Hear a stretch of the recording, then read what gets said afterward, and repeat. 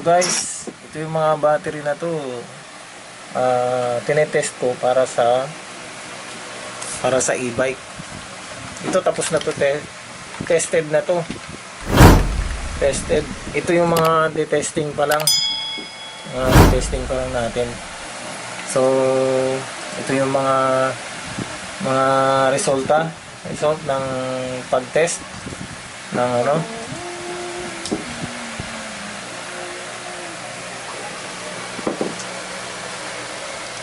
So itong gray na to Panasonic 18650. Mataas yung ano niya, capacity. Almost 26 milliamps. Ito yung iba, lalagyan na natin 1726 kasi sa 14 19. So ito yung 14 hindi ko na sinasama yan sa sa battery pack kasi masyado mababa. 17 pataas lang yung sinasama ko para mas malakas yung battery ng e-bike. Kasi magsasama tayo ng mas mababa mababa yung mga capacity, masyadong mabigat na yung battery, tsaka mahina yung battery ng e-bike mo. So ang natin dyan is 20 amps ang pinaka amperahe nya. 48 volts, 13S,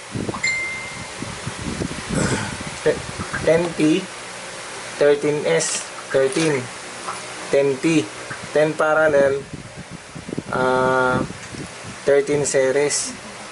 So ang estimated natin na 19 to 20 amps ang bawat isang battery. Ito isang battery din to, 13S. Ito na haluan ng XXX, ibig sabihin hindi yan ito pang 13S din to. So dalawang battery yung gagamitin natin sa e-bike. Dalawang battery yung gagawin.